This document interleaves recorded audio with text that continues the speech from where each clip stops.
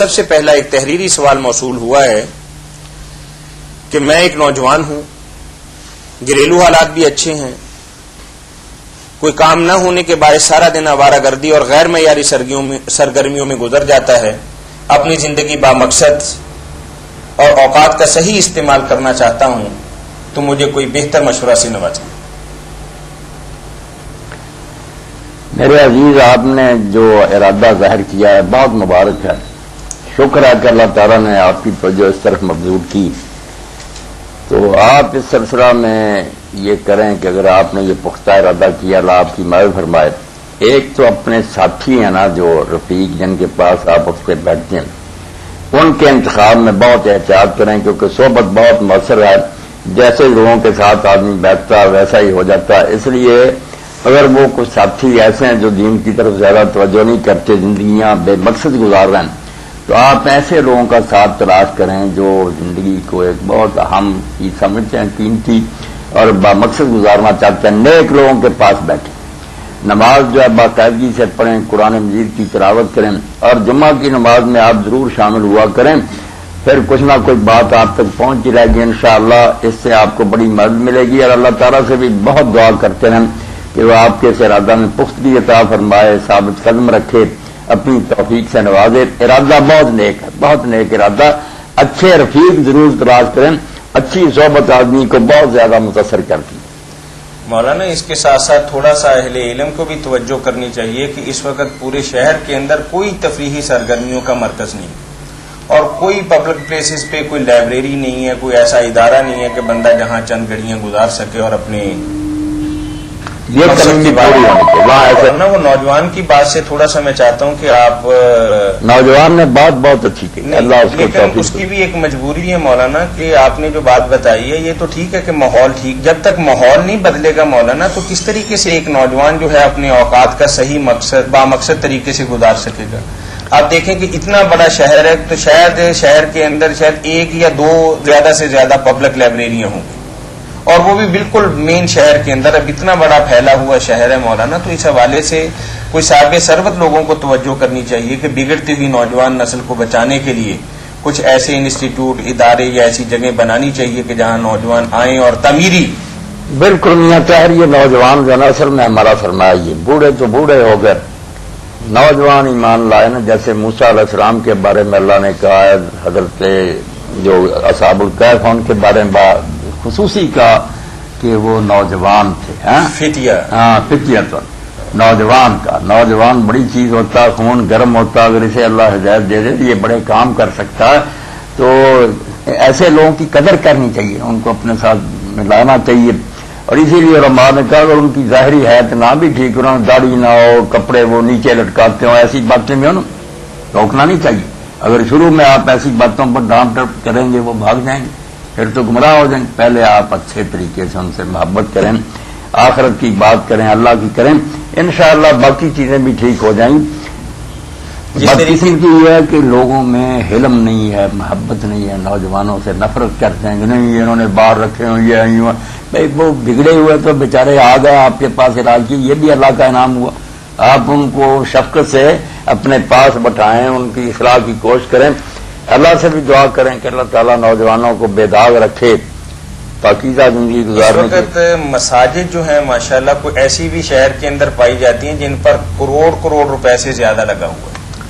قیامت کی نشانیاں۔ تو اس کے اندر کوئی اگر ساتھ ہی ایک لائبریری بنا دی جائے کہ جس میں اخبارات اور جرائد اور دینی کتابیں، کچھ مساجد کے اندر اہتمام بھی ہے لیکن وہ صرف وہ امام مسجد کے لیے یا خطیب کے لیے ہی خاص ہے، پبلک کے لیے نہیں۔ اس طرف ان کی جو مساجد بنانے والے ہیں اور اس کا اہتمام کرنے والے ہیں ان کو توجہ دینی چاہیے۔ آپ کی یہ بات بالکل صحیح، جیسے رسول اللہ صلی اللہ علیہ وسلم کی مسجد کے ساتھ ہی آپ نے صفحہ تعمیر کیا کہ لوگ دین سیکھیں، جہاں صحابہ کرام زبانی بھی سکھاتے تھے، اس سے پتا چلا کہ مسجد کے ساتھ علم کا بندوبست۔ السلام علیکم،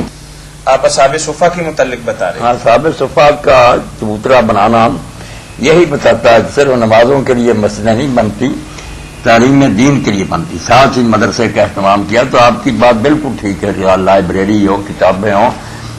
نمازی بھی وہاں جائیں تو پڑھیں، عام آدمی فارغ ہو تو وہاں جا کر علم حاصل کریں گے تو پھر ہی دین سے لگاؤ ہوگا۔ اور میں اپنے سامنے ویکھنا بھی جوان بچیاں دے چہرے بڑے نظر آؤندے، بڑی خوشی دی گل ہے بھی بڈھیاں دے نال نال جوان بچے بالکل تازہ جڑے نا پھل بیٹھے سامنے نظر آؤندے ہیں۔ تو اس موقع تے میں ضرور انہاں بچیاں نوں عرض کروں گا کہ بیٹا بہت گمراہی دیاں ہواواں چل رہی، طوفان زوراں تے بہا کے لے جا رہا، تہاڈا گلا بھی اسی کی کریے؟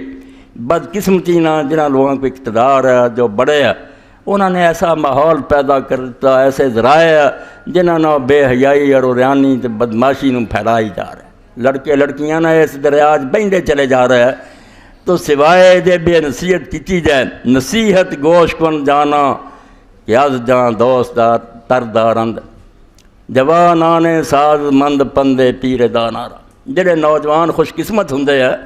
اللہ نے انہاں دے حصے کچھ نیک بختی لکھی ہوندی ہے، وہ بڈھیاں سمجھداراں دی گل نوں اپنی جان تو زیادہ پیارے سمجھدے۔ فرمایا تیری عمر دے نویں ہیں، یہ ہنڈا چکے ہیں، انہاں نے تجربے کیتے، ٹکے کھا چکے ہیں۔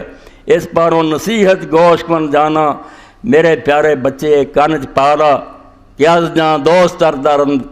کیونکہ جان نالوں بھی زیادہ قیمتی سمجھدے ہیں جوانان سعادت مند پندے پیر دانارا۔ بڈھیاں دی گل نوں پلے بننا پتہ یہ لگنا ہے، مگر وقت آئے تھے ہن شاید بچے سمجھن بھی ساڈے کھیل ملن دے دن نہیں، بیٹا کھیل ملن دے دن نہیں، تسی انہاں شامل ہو جاؤ جڑے 7 طبقے اللہ دے رسول علیہ السلام نے فرمایا بھی جدوں کتے سایہ نہیں ہونا۔ توبہ توبہ 50,000 سال دا دن، خلق خدا زمین اگ دی طرح تانبا تپیا ہوا، سورج میل تے کھڑا سڑ رہا بڑھ رہا ہے، اسے صرف اللہ دے عرش دا سایہ ہونا۔ تو فرمایا 7 قسم دے ایسے لوگ ہیں جنہوں اللہ نے اس دن اپنے سائے دے تھلے عرش دے سائے تھلے پناہ دینی۔ انہاں تے بھی نیک بخت بچے ہیں، شاب نشا فی عبادت اللہ، ایسے نوجوان جڑے اٹھدی جوانی تو اللہ دی عبادت لگ گئے۔ انہاں ڈکیا نہیں بھی بڈھے ہوواں گے تے بڈھا ہو کے چور مسیت وڑیا رل پھردا ہی نال مداریاں، اور مداری اسی باندراں نوں نہیں، مداری درویشاں دا ایک گروہ۔ تو اس پاروں وارث شاہ میاں دا پہ جدوں بڈھا ہو جاندا اسے کی کرتا، بڈھا ہو کے چور مسیت وڑیا رل پھردا ہی نال مداریاں دے، پھر صوفیاں دے درویشاں نہ تریا پھردا، اور کوئی فائدہ نہیں، قیمتی عمر لنگھ جانی ہے، پھر موقع نہیں ملنا۔ ہن جوانی دے دن نہ چلا دی آواز لگ جا، جن نے نا خطرے اور سمجھو گمراہ کرنے شایاں انہاں تو اکھاں بند کر لو، کان بند کر لو، نہ سنو ویکھو، یہ کوئی شے نہیں، یہ لذتاں ختم ہو جان والیاں، انہاں کدوں تک رہنا۔ اکثر ذکر حاضم ذات الموت، زیادہ بیٹا اس گھڑی نوں یاد کرو جنہیں آ کے سارے مزے کرکرے کر دیں،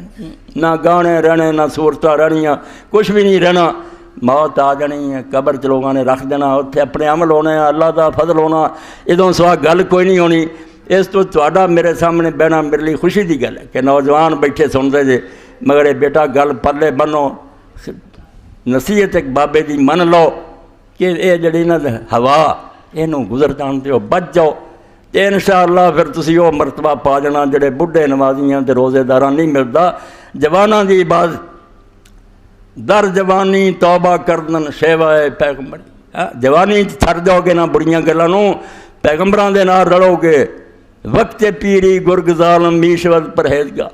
جدوں دند نہیں منہ چ رہندے پھر بگیاڑ بھی بڑا پرہیزگار بن جاتا، آندا میں نہیں کہ بھیڑ نوں کچھ آندا، تے کی آکھنا تو ہن کھان جوگا ہی نہیں رہی۔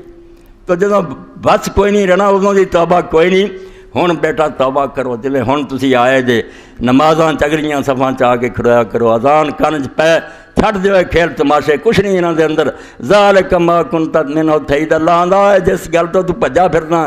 تے بچدا پھردا بھی موت نہ آیا جانی، انہیں ایک دن آج پہنچنا، تینوں کچھ ادری تیاری کر لا، سامان پلے بن، انشاءاللہ خیر ہو جائے۔